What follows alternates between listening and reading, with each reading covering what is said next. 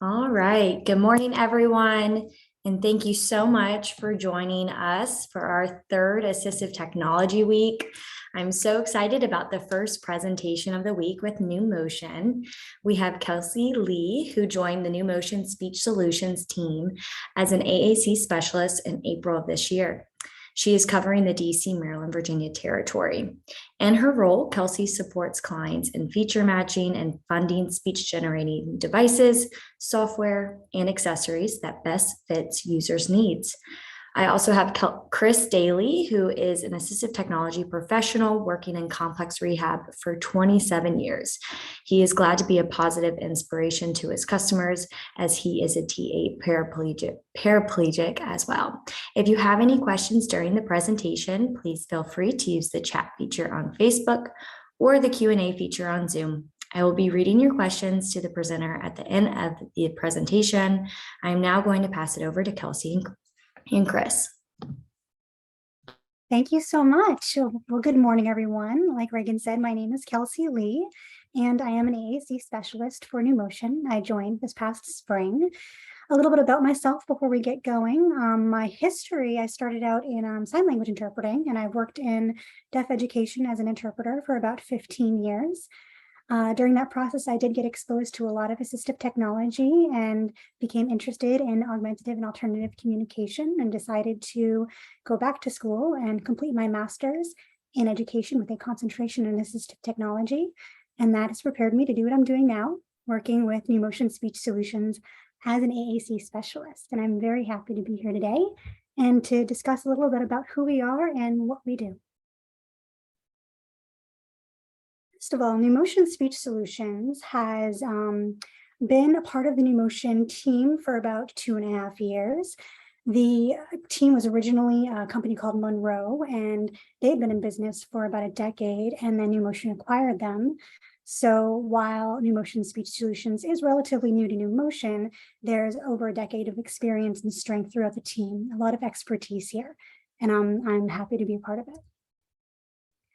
Now, I mentioned the team started as a small company, Monroe Speech Solutions, and that was up in the New England area, New York, Vermont, New Hampshire.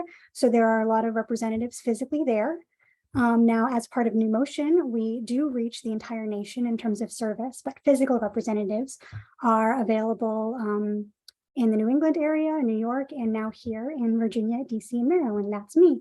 I represent this territory and processing all the devices and working with SLPs, and any questions can be answered from for this territory through me. A little bit about what we do. NuMotion Speech, basically, we serve any population of individual who needs assistive technology to speak, specifically in the realm of augmentative and alternative communication devices. We come from a perspective of trying to make getting a hold of a speech device as easy as possible for both the speech language pathologist and the AAC user. So we want to be as involved as is helpful. And usually the first step to that is, if you're going through a funding, like using insurance, is to get your funding information. And that's AAC step 1. We have this little map to chat here, as you can see on the slide. It gives a little overview of the process of what it looks like working with us from beginning to end. Step 1 would be to get your funding information, just to make sure the family and the individual using the device knows what to expect up front. It's a better way of doing things just to know what expectations are going forward when you're moving forward getting a device. And we can do private pay. So in that realm, that's when you're not using an insurance company, you're just using private funding. That we process that as well. You wouldn't necessarily need an SLP report, but it's always a good idea to have an SLP there to help support the use of the device. Step 2 would be to begin a trial. After step 1, you usually have an idea of what kind of device you want to use, and we'll get into what devices we work with and offer in a coming slide. But you do the trial, and we are here to support you through that, whether it looks like lending you a device of ours from our loan closet to yours. We have a wide variety of offerings there. We work with the SLP and any related medical professionals gathering documentation That way it's less burden or stress or things to do on the family or on the SLP, leaving that time free to just acclimate to getting to use the device. And once all the documentation has been collected and the report has been written and you decide that that device is right for you, then we can help process the purchase through insurance or again through private pay. And that's not where it ends. That once we deliver the device, we stay with you. We answer any questions, help you with any programming questions, editing questions, and if something happens to the device itself, we do support processing any repairs. Like I said, we are here from start to finish, and finish is usually I don't know when it's time for a new device. So we don't leave you. We want to stay with you and provide that support. One document we ask for upfront, in addition to any insurance information you have if you're going through funding, is the intake packet. This is needs to be signed by the family. It gathers demographic information, any primary care doctor information, and provides a checklist just to make sure all the expectations are known up front. And it helps us through gathering any of that additional medical documentation throughout the process. It's a short form, not too in-depth, and we are available to answer any questions about that as needed. Now on to the devices. We have partnership with a variety of manufacturers, and a few I'd like to highlight here are SmartBox. They have a few series, GridPad specifically I'll be focusing in on. We worked with Lingraphica and Control Bionics. Now, this is an example of the GridPad series. GridPad comes in a couple of different sizes. This is the 12 and 15 are depicted here. That's a 12-inch screen and a 15-inch screen. Their devices are very durable. They want to highlight here that it's good for a multi-access user, specifically eye gaze. We have a couple of different cameras that can be fitted to the device and trialed based on each individual's preference and need. Sometimes a certain camera's programming will adapt to a user's gaze better than another. So it's good that we have all those varieties so we can match the features of the device to the user's abilities and needs. Another good thing about this device is it comes with Grid 3 software. That is a robust software system that has symbol-based vocabulary page sets and text-based, and we can get into that offline if you have any questions. Don't want to get too far into details there. But I want to highlight here is a cute little video on the Lumini eye gaze camera. It's SmartBox's newer eye gaze camera, but we've gotten a lot of good feedback. So I'm going to let this video explain a little bit more about that. Lumini is a powerful and precise eye tracker created by SmartBox. It is the first eye tracker for AAC developed with smart eye technology. Smart eye solutions are used around the world by organizations like NASA and Audi. All the features of Lumini have been developed with AAC users in mind. A large track box tolerates a wide range of head movement. Incredibly responsive tracking gives you fast access. High-powered infrared emitters give you reliable and steady eye tracking, even outdoors in bright conditions. Lumini has been specifically designed for use with our industry-leading Grid AAC software. Find out more at thinksmartbox.com.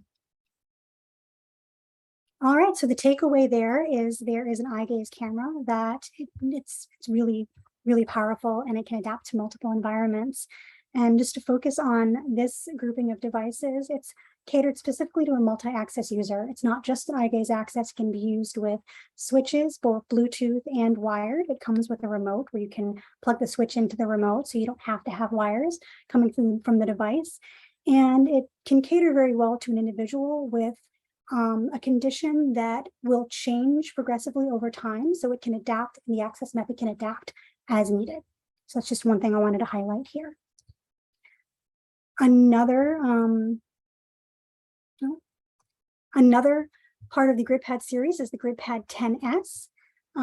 This has multi-access with switches. It does not have an eye gaze component because it's smaller, and it's primarily used for that smaller needing durable device. It does have a partner window that works well where the message can be seen from behind, And it, again, durable, has a long battery life, 10 inches. It also uses the Grid 3 software. And something I wanted to emphasize with the Grid 3 software is that there are environmental control options. So you can use your computer, you can program a fan in the room to be controlled through it. So it emphasizes like the independent access of the user to their environment, which I really like.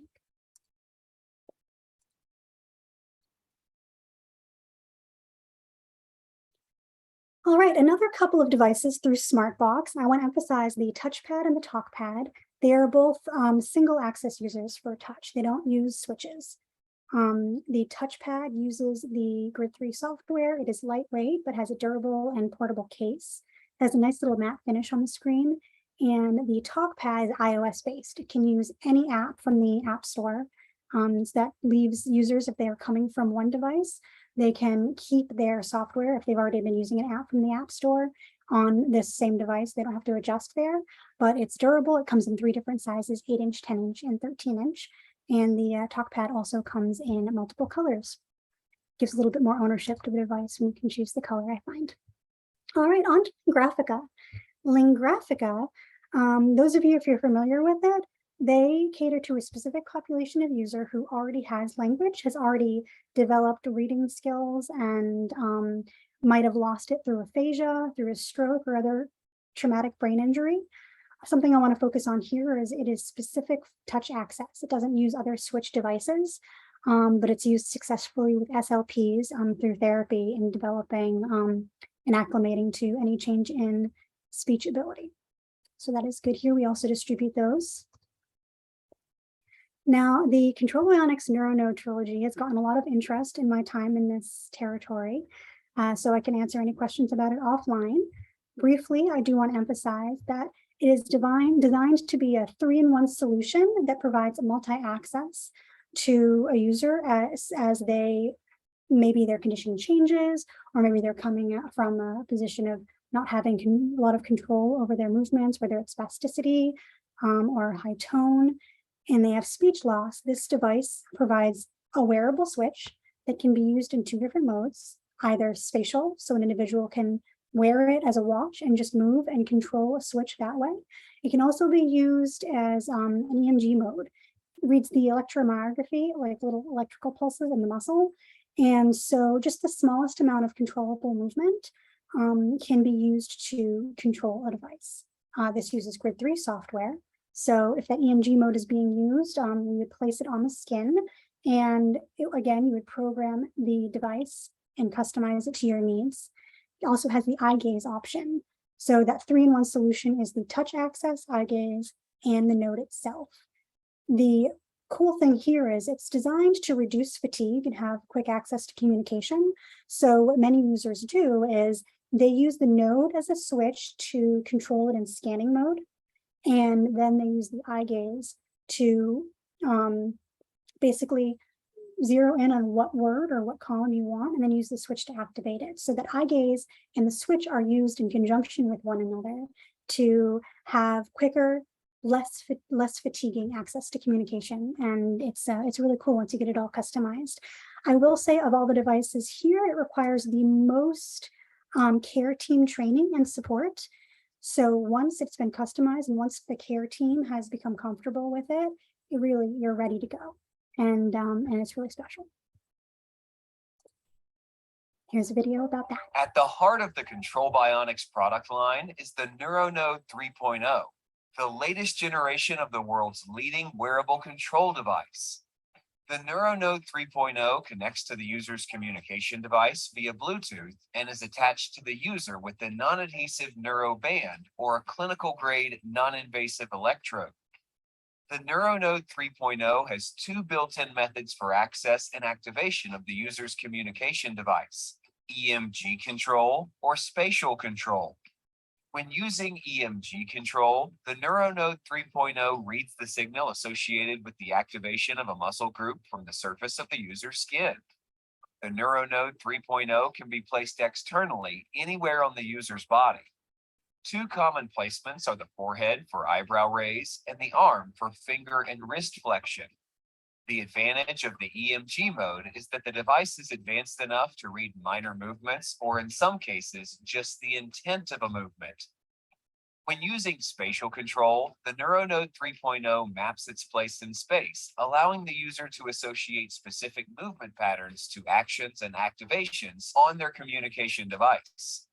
The advantage of spatial control is that it allows the device to be placed over clothing and is not dependent on a specific muscle movement. Whether using EMG or spatial control, the user's activation settings are quickly and easily customized through the NeuroNode controller application that is pre-installed on their communication device. Settings in this application can accentuate intentional movement and filter out what is unintentional, making it a uniquely customizable solution for users with tremors or fasciculation. To learn more about the NeuroNode 3.0 or to schedule a demonstration with your local representative, visit us at www.controlbionics.com. And that is the NeuroNode. In addition to providing speech devices, in our efforts to make the process of getting a device as smooth and as quickly as possible, we also provide the accessories and the mounting solutions that accompany it. So we partner with mounting companies such as Readapt, Daisy, and Mountain Mover. We work with all these companies just to have more options to provide whatever you need, what's best for you. We use floor mounts, there's table mounts, and if the user uses a wheelchair, we can do customized wheelchair mounts, and we'll provide all that as needed. In addition to the mounting, we also, as I mentioned, have the switch access or any other access method needed. That includes eye gaze cameras, joysticks, trackball. There's another slide here that focuses on head tracking versus eye gaze. There's a little bit of a difference based on user's need and setup. So everything depends on that individual's environment, their care team, where they're at in their speech device journey. And we're just here to support you through all of it. A little bit about the software we use. I mentioned that some of the devices here are support iOS apps. There's Grid for iPad, Touch Chat, Proloquo to Go, LAMP. There's LAMP's Words for Life. Those are some symbol-based options. And there's also text-based. A lot of adults who already have language use many of our text-based apps that allows full sentences to be customized to one user's environment. And it's more adaptable than a little less distracting than symbols based on where you're coming from linguistically. And that's again for more of our touch-based devices, these apps. Anyways, that's NuMotion Speech Solutions, our products and devices. Please reach out to me if you have any questions or you want to hear more about anything. We're going to transition the presentation over to our ATP, Chris Dailey, who's also in this area. Take it away, Chris. Good morning. Thank you. Appreciate it, Kelsey. Good morning, everybody. I just wanted to join the team, help them out and sort of explain how the equipment part falls in relation with the communication. The process with the wheelchair starts, we have clinic 3 days a week, 3 half days a month, excuse me. And it starts with the doctor certainly prescribing and deciding that the patient is ready to progress with some type of mobility needs.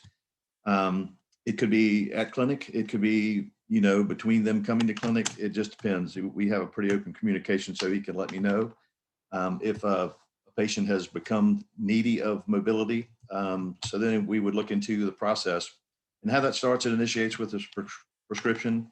We have to have an occupational therapist or a physical therapist evaluation. If it's in clinic, we do have an OT on staff in the clinic that is willing to do the evals, and we can get those done. That's a much quicker process. If we have to schedule with an external outside PT or OT, it can be weeks and months, which in this population, we don't have that much time. So we want to certainly do this as quickly as possible. So it's very nice when I can have the OT or the PT in clinic to manage that eval. And how that process starts is I have a packet that I've created that sort of explains, it has some you're going to get the literature. Sorry, I don't have a fancy PowerPoint, but I did have PDFs that Kelsey will be distributing.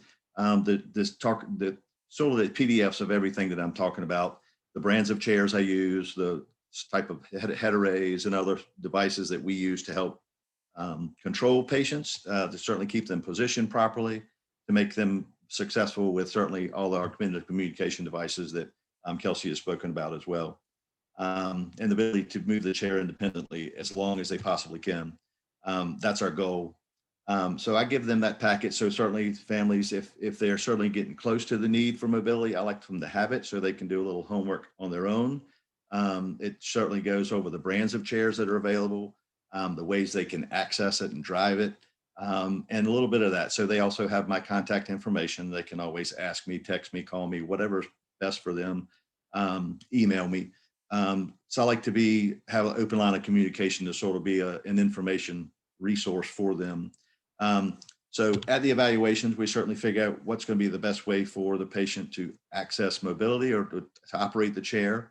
And I sort of take into account how quickly the patient has been progressing. If they have a very fast moving ALS, and I want to always be a step ahead.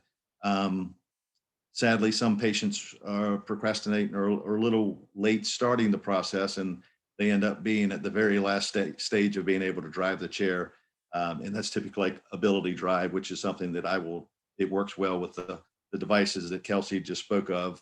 I'll talk about that in a few minutes, but we did get the evaluation done. It's sort of the same process that it's Kelsey mentioned in her devices, but we certainly have the evaluation. We get quotes, we get all that. We have to get paperwork and documentation. We have to get insurance verified. We submit the quotes and the eval from the therapist to the insurance company.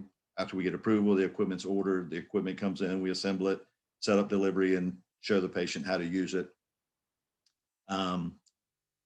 The brands of chairs that I prefer to use, we have Permobil has the M3, which is a mid-wheel drive chair. It has 6 wheels on the ground at all time. It's a little more intuitive to drive. And also the other chair they have is a F3, which is a front wheel drive chair. It's a little better for outdoor activity, but it does tend to have a lot of fishtail movement, certainly going down inclines.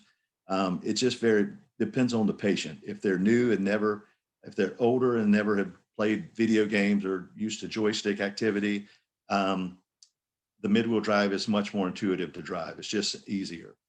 On both of those models, we do get the adaptive driving system. It's a enhanced steering package. It works well. So when patients do have to go to any type of switch device or any type of other device, the chair takes sampling.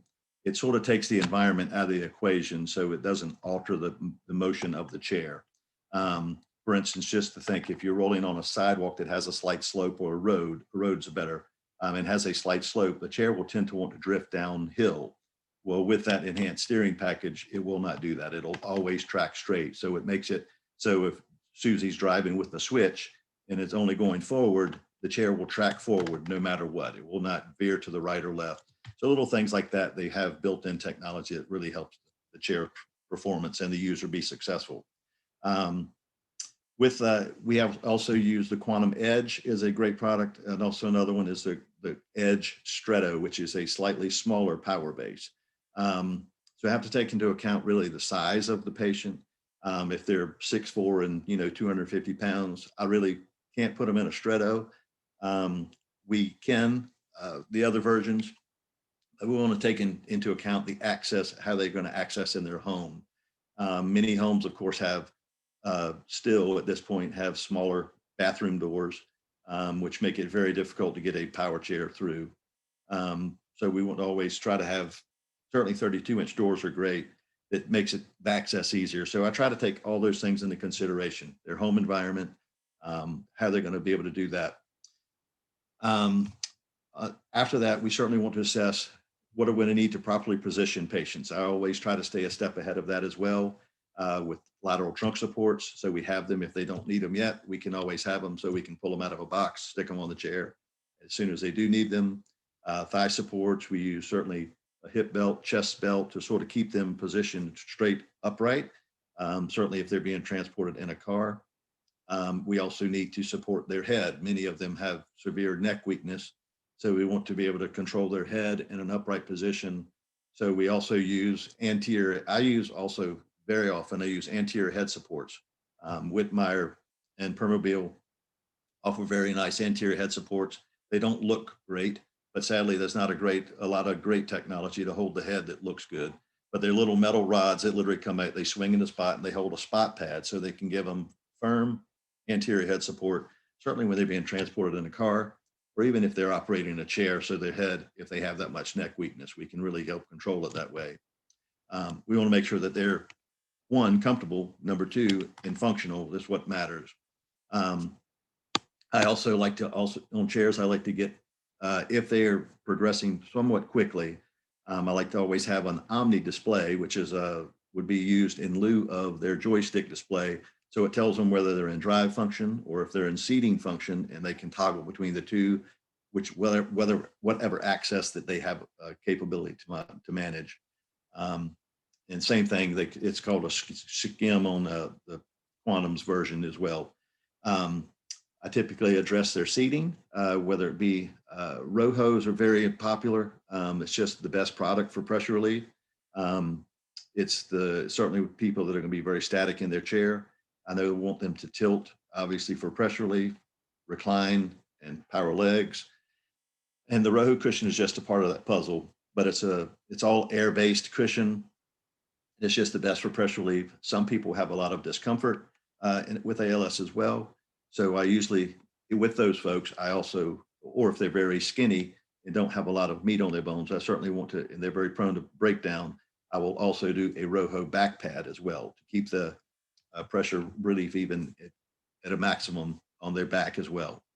When we're assessing them for a chair, we want to figure out what they can use to manage the mobility, the seat functions of the chair, to give them the most positive and certainly most independence they can. We can use a hand with a joystick, which is always the best. Obviously, the proportional drive is always the best and easiest and most functional. If they can't use their hand, we can always use chin control with a joystick. You can use a micro joystick if they only had very minute movements, and also say very weak movements. We can still use they have several varieties of joysticks that take less tension to move. So we can use that as they need, pick whichever one would work best. We have a variety of products that we can use in an evaluation to try. If we don't have them, we can certainly contact through reps to figure out which ones work best for them and to access them that way. But certainly, we're always on a progressing path, sadly, with this situation. So I always want to stay a step ahead. I've had a few patients, and actually have one currently, that her upper extremities are extremely weak and are very, very affected, but her legs are very strong. She can still walk. And we decided that for the best way for her to drive would be with a joystick for her foot to operate. So she'll be able to operate the joystick to drive the chair as she wishes. She'll be able to access switches with her feet to go into her power functions to tilt, recline, and elevate her legs. And so anyway, she'll have the ability to manage that. And she's been a very slow progressor. She's been diagnosed 6 years, so I think it'll be a very successful use for her. I had another gentleman that did the exact same. He was able to drive that way for over a couple of years. So it's good that she can have that independence. Also as well, we can access anything. I had a gentleman that all he could do was extend his middle finger. And I used scanning on the Omni display, which it would scan through forward, right, reverse, left, then go to the seating functions. And when he got to the function that he wanted, he could simply extend his finger and it would go that way. Of course, he had that enhanced steering package. And this gentleman had been in a hospital for around 9 to 10 years. And he had not been outside by himself. And when I got him that chair, he was able to drive it outside of the hospital the first time, and the sun hit him in the face. And, that was very rewarding, not only to him, but it was very rewarding to me to allow him to do something like that. So little things like that, the little home runs that you get, and certainly to see a smile on someone's face, just to, you take for granted our independence, but, he's been cooped up in a hospital for almost 10 years. It was very special, and he was able to, drive. It's not a super fast way to drive, but hey, it was functional. He was able to do it and get outside. So it really meant a lot to everyone involved.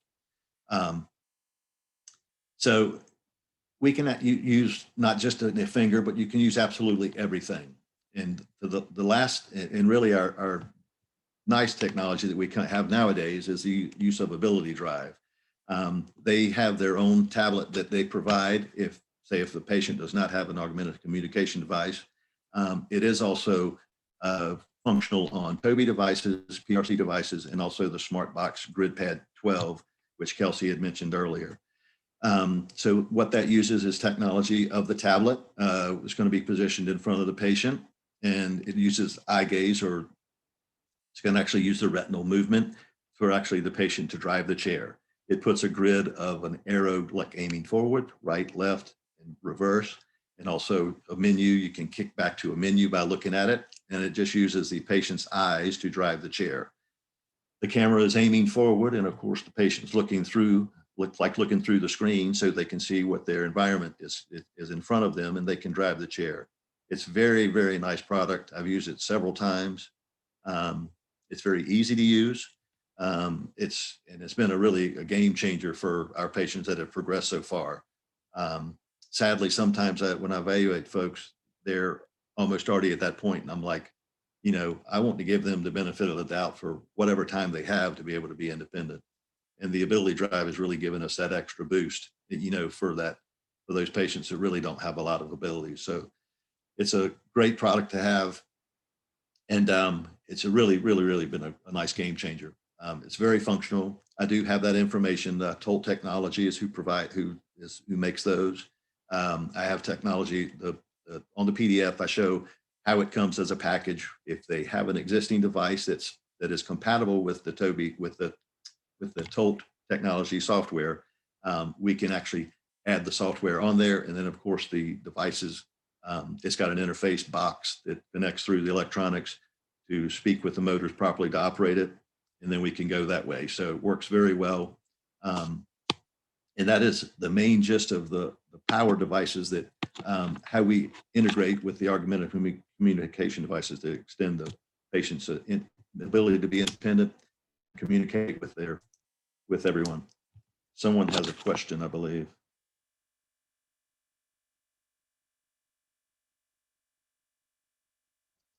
Reagan, did you want to ask that? Yes, let me go ahead and take a look. Barbara asked, do you do home evaluations? Yes, we do home evaluations for every order. We have to typically go in and we want to measure all of their entry doorways, their bathroom doorways, their bedroom doorways, their floor coverings to know if they have to roll on carpet, if they're rolling on laminate or tile, and all those. So make sure that they can manage all of their what is called mobility related activities of daily living. That's really the basis of everything we do. How is this equipment going to help them manage their mobility related activities of daily living? Getting to the bathroom to manage their needs in there, bathing, toileting, whatever. Obviously getting to the kitchen for food, getting to the bedroom for getting to bed. Those are the things, getting to the front door, getting to the back door. Those are the main things that we certainly assess. Great. And if anybody on Zoom has any questions for Kelsey or Chris, please use the Q&A feature. And then if you have questions for them on Facebook Live, go ahead and use the chat feature. But while I wait for any questions to come in, Chris, can you talk a little bit more about what the process looks like for getting the ability drive? How does one Absolutely. trial it? Do you come out to the house? Do they come out to you? What would that look like? Yeah, we can do any of the above. We have a very nice big office. If someone want to come to our office, absolutely. If not, we can get a demo. We can take it out to their home, because we have to interface it on their chair. I've done them in people's homes, so it makes it easy. It's not hard to interface on a chair. A couple plugs here and there. We've got to access the box, and we typically have to have some equipment from the manufacturer, number one, from Permobil, the wheelchair manufacturer, as well as the Tolt Technology device. So it's pretty simple. Great. And then I have another question that came in. When a person with ALS would like to drive their wheelchair via eye gaze with the Ability Drive, can you explain who installs the software on their speech generating device? Is it the wheelchair manufacturer, or is it always someone with NuMotion? Anyone can do it, but you can download the app actually, and when we connect the device, it actually connects. But I have done it myself on all of the ones that I've dealt with. And we had a rep that managed the augmented communication device for this patient, and she actually had downloaded the software, but you have to have the rest of the Ability Drive interface box and those things to make it work. So yes, both have done it. I try to do anything I can to help. So I don't want to overstep my bounds, but I certainly am willing to attempt it. I can't hurt anything by downloading an app and trying to make it, get it set up. But if I run into problems, I certainly know who to call. I'll call someone to find an answer. And may I speak to that as well?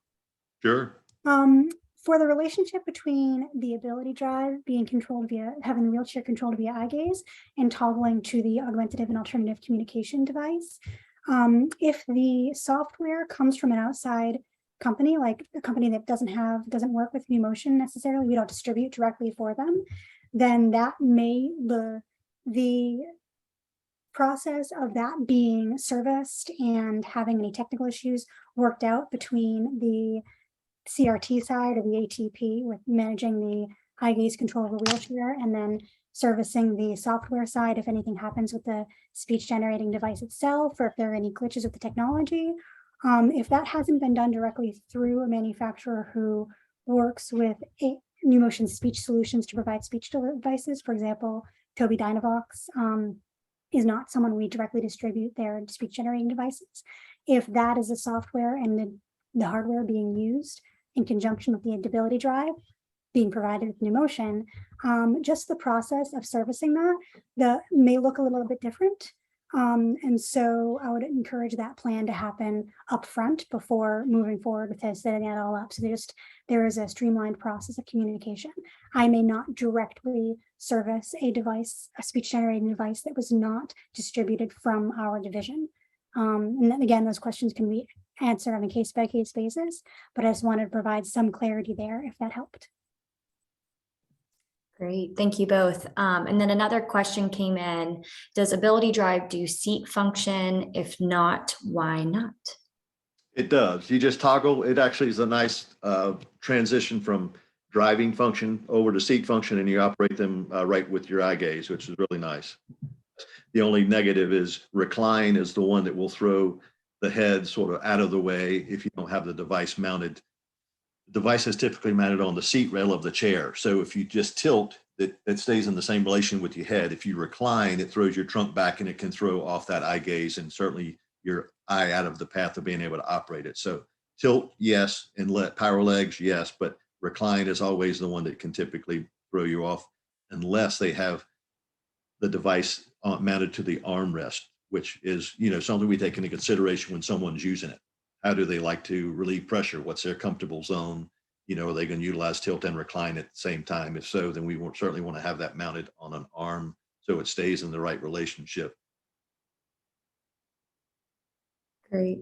And then we also got a thank you. So thank you both. Thank you. I am not seeing any other questions come in at the moment on Facebook Live or on Zoom. So if anybody has any more questions, you feel free to reach directly out to Kelsey and Chris with the email or their phone number that's listed on the screen right now. If not, feel free to reach out to myself or your local AT specialist. But I just want to thank you both so much for coming on today and presenting just about NuMotion Speech Solutions, as well as Chris ATP. Thank you both for presenting to our audience. And I know I learned a lot, so thank you both. You're very welcome. Thank you. Pleasure. All right, everyone, have a great rest of your day. We will be showing this recording at 2 p.m. today. So if anybody missed anything, please feel free to join at 2. Bye. Thank you. Right.